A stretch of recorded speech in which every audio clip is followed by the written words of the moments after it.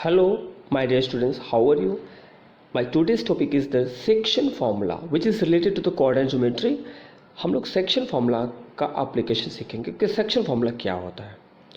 Okay, तो पहले ये जान लिया कि सेक्शन फार्मूला जो है, अगर कोई पॉइंट किसी लाइन को दो पार्ट्स में डिवाइड कर देती है तो वहाँ पे हमें सेक्शन फार्मूला लगाना पड़ता है. तो वो जो डिवाइड करता है किसी रेशियो में डिवाइड करता है. तो जहाँ पर रेशियो होगा ना, जहाँ पर रेशियो गिवन होगा ना, वहाँ पे हम लोग क्या करेंगे, सेक्शन फार्मूला अप्लाई करेंगे. ओके, होता क्या है चलिए देखते हैं. कि मान लिया कि ये कोई पॉइंट है ए बी क्या है, कोई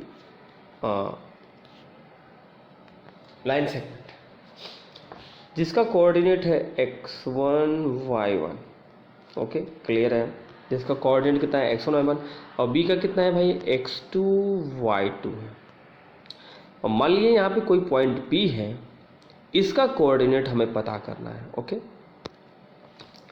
और ये जो p है पॉइंट, इसको m पार्ट में और n पार्ट में डिवाइड करती है, यानी m रेशियो n में डिवाइड करती है. किसमें? m रेशियो n में डिवाइड करती है. तो p का कोऑर्डिनेट कितना आएगा, उसको फाइंड करने का हमारे पास फॉर्मूला है. ओके, फॉर्मूला हमारा क्या है भाई सेक्शन का, देखिए. Point p is equal to, क्योंकि यहाँ पे पॉइंट p की ही वैल्यू आती है, वो आपका है mx2 plus ny1 upon m plus n. Second है my2 plus ny1 upon m plus n. ठीक है, this is the section formula. पहले हमें x2 x1 रखना है, फिर y2 y1 रखना है, उसके साथ mn अप्लाई कर देना, अपॉन में दोनों में m प्लस n रहेगा. बहुत ही यूज़फुल फार्मूला है, बहुत ही इंपॉर्टेंट फार्मूला है, जो कि बोर्ड के एग्जाम में पूछे जा सकते हैं. इससे रिलेटेड सम्स को पूछा ही जाता है, इजी भी है. ठीक है, तो इसलिए आप लोग वीडियो को ज़रूर से ध्यान से देखिएगा और समझने की कोशिश कीजिएगा. ओके, अगर यहाँ पे m और n की वैल्यू सेम हो जाए बेटा, m और n की वैल्यू क्या हो जाए, सेम हो जाए, तो m और n तो कट ही जाएगा. ठीक है, यानी वो मिड पॉइंट हो जाएगा. क्या हो जाएगा? मिड पॉइंट हो जाएगा. तो अगला हमारा क्या है, मिड पॉइंट फार्मूला है. नेक्स्ट क्या है आपका, मिड पॉइंट फार्मूला है, जो कि सेक्शन फार्मूला से ही डिराइव हुआ है.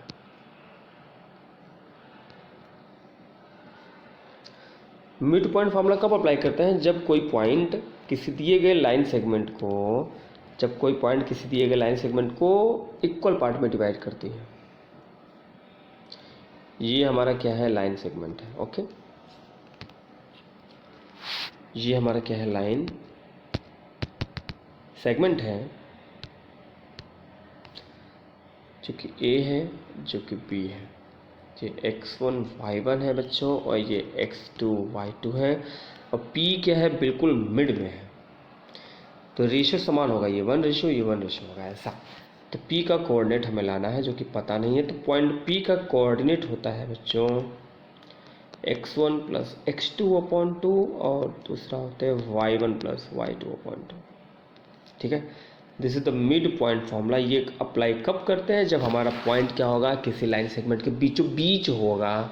तो उस केस में हम लोग मिड पॉइंट फार्मूला का अप्लाई करते हैं. क्लियर है, समझ आया? ओके, अब चलिए हम लोग क्या करेंगे, एक तो क्वेश्चन लेंगे और समझने की कोशिश करेंगे कि सेक्शन फार्मूला कैसे अप्लाई होगा और मिड पॉइंट फार्मूला कैसे अप्लाई होगा. तो एग्जाम्पल 1 करते हैं. दिया गया है, find the coordinates of point which divide the line segment. Find point short में लिखता हूँ, विच divide, find point which divides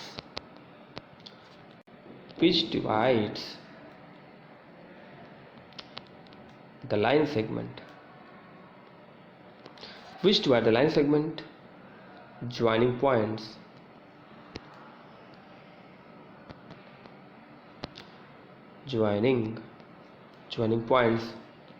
A4 minus 3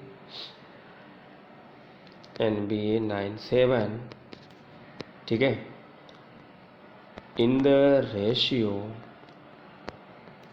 3:2. हमने क्या बोला था कि रेशियो गिवन रहेगा. हमने क्या बोला था बच्चों, रेशियो गिवन रहेगा.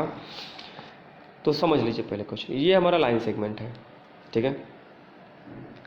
ए भी हमारा क्या है, लाइन सेगमेंट है। ए का कोऑर्डिनेट कितना है बेटा 4 - 3 और बी का कोऑर्डिनेट कितना है बेटा 9 और 7। ओके, और पी यहीं पे कहीं है जो कि इसको 3 रेशियो में 2 रेशियो में डिवाइड करती है, यानी ये m है और ये n है। इसको क्या लेंगे x1 y1 और इसको क्या लेंगे x2 y2। अब हमें क्या करना है, सेक्शन फॉर्मूला अप्लाई करना और p के कोऑर्डिनेट को फाइंड आउट करना है। क्लियर है। अब हमें क्या करना है, p के कोऑर्डिनेट को फाइंड आउट करना है। तो हमारे पास फॉर्मूला क्या है बेटा, point p is equal to mx2 plus ny1 upon m plus n, my2 plus ny1 upon m plus n। Clear है।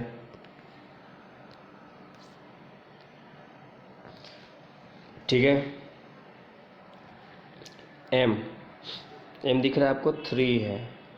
क्लियर। x2 कितना बेटा 9 है प्लस n कितना है बेटा 2 है, y1 कितना है बेटा -3। ओके, m प्लस n यानी 3 + 2। क्लियर है। कॉमन लगा लो, my2 m यानी 3, y2 कितना है बेटा 7 है प्लस n कितना है बेटा 2 है और y1 कितना है बेटा -3 है upon m plus 1, m plus n 3 + 2। Clear है। तो इस तरह से हमने पहले क्या कर दिया, डिसाइड कर दिया कि कौन क्या है।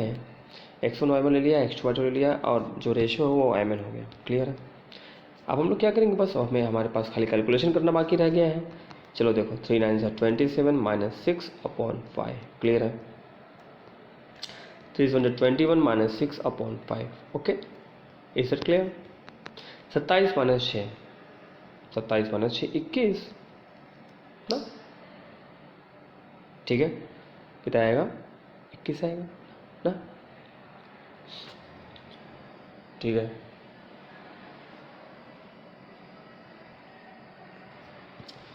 सत्ताईस में से 6 गया, 3 9 27 है ना, 3 9 27।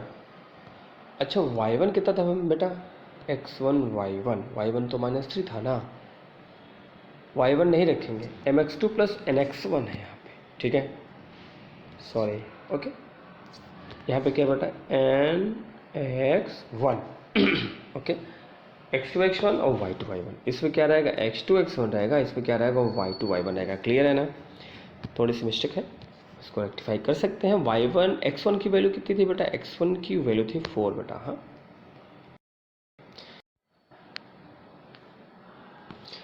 तो फॉर्मूला क्या होता है बेटा पॉइंट p का,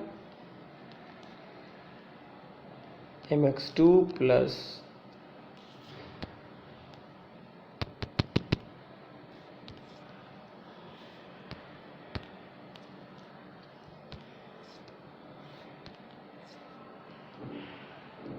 x1 upon m plus n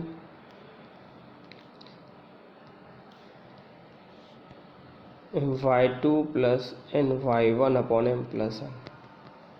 ठीक है, पॉइंट फिर से यहाँ पे बना लो बेटा, a है b है 4 - 3 x1 y1, 9 है 7 है x2 y2। ये पॉइंट p है, 3:2 है, m/n है। ओके, तो m x2 3, x2 कितना है बेटा 9 है प्लस n कितना है बेटा 2, x1 कितना है बेटा 4 अपॉन 3 + 2। क्लियर है। m 3 है, y2 कितना है बेटा 7 है। क्लियर है ना, y2 कितना है बेटा 7 प्लस n 2 इंटू y1 कितना है, y1 है -3। ओके, ठीक है, 3 + 2 हुआ।